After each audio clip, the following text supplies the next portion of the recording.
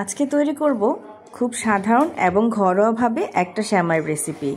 এই সেমাইটা হাতে তৈরি করা হয় আর খেতে হয় দারুণ সুস্বাদু। আসসালামু আলাইকুম, আমি আতিয়া নারায়ণগঞ্জ থেকে। প্রথমে কিছু উপকরণ নিয়েছি, সেই উপকরণটা আমি দেখিয়ে দিচ্ছি। এই এতটুকু উপকরণেই তৈরি হয়ে যাবে আমার আজকের মজাদার সেমাই। আমি এখানে 1 লিটার দুধ ব্যবহার করেছি। দুধটা আগে থেকেই জাল করা ছিল, তার সাথে দিয়ে দিয়েছি একটা তেজপাতা ছিঁড়ে এবং দিয়েছি 2টা এলাচ। এর সাথে দিয়েছি কিশমিশ।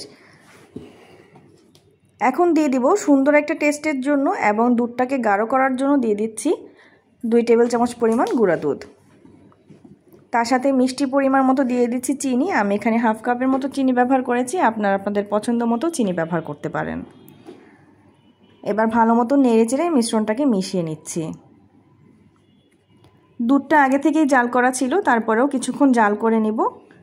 এখন মিষ্টিটাকে ব্যালেন্স করার জন্য দিয়ে দিচ্ছি সামান্য একটু লবণ। যারা মিষ্টি খাবারে লবণ পছন্দ করেন না তারা লবণটা স্কিপ করতে পারেন। ভালো মতো নেড়েচেড়ে মিশিয়ে নেব এবং দুধটাকে ভালো মতো জাল করে নেব। একটু সময় নিয়ে জাল করে নিচ্ছি নেড়েচেড়ে। সেমাইয়ের দুধটা যত ঘন হবে তত খেতে ভালো লাগবে। ওইদিকে সেমাইটাকেও রেডি করে নিচ্ছি। এটা পাশের চুলায় বসিয়ে দেব জাল হওয়ার জন্য। এবং এটাই হচ্ছে সেই ধান সেমাই, যেটাকে হাতে বানানো হয়, ময়দার ডো করে তারপরে বানানো হয়। বানানো সেমাইটাকে রোদে শুকিয়ে তারপরে একটু ভেজে নেওয়া হয়। যেহেতু এটা রোদে শুকানো হয় এবং একটু ধুলা ময়লা পড়তে পারে, তার জন্য আমি গরম পানিতে সেমাইটাকে ভালো মতো ধুয়ে পরিষ্কার করে নেব। একটু কুসুম গরম পানিতে আমি সেমাইটাকে ভালো মতো ধুয়ে নিব, যাতে করে ময়লাগুলো সব চলে যায়। এবং তারপরেও ঠান্ডা পানি দিয়ে আমি 2-1 বার ধুয়ে নিয়েছি।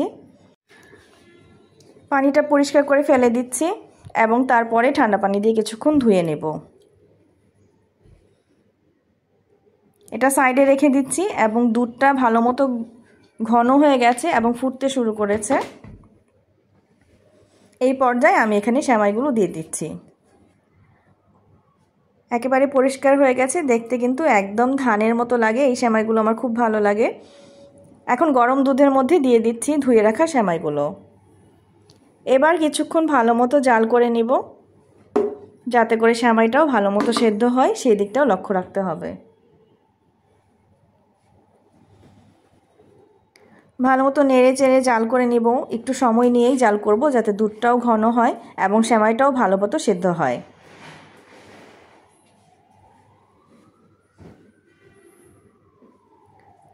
জাল করা নিয়েছি। দুধটা কিন্তু অনেকটাই কমে এসেছে, মানে ঘন হয়ে গেছে। এখন যে আস্ত মশলাগুলো ব্যবহার করেছিলাম সেগুলো আমি ফেলে দিচ্ছি, কারণ এগুলো মিষ্টি খাবারে মুখের মধ্যে পড়লে বাজে একটা স্মেল তৈরি হয়, যেটা খাবারের টেস্টটাই নষ্ট করে দেয়। তার জন্য এটা আমি এই অবস্থায় ফেলে দিচ্ছি। দুধটা কিন্তু জাল হয়ে গেছে, সেমাইটাও অনেকটাই সেদ্ধ হয়ে গেছে। এই পর্যায়ে সুন্দর একটা ফ্লেভার এসেছে। আমি এর থেকে ঘন করব না, এটা সেমাইটা ঠান্ডা হয়ে গেলে আরেকটু ঘন হয়ে যাবে, এর জন্য এভাবেই নামিয়ে নিচ্ছি।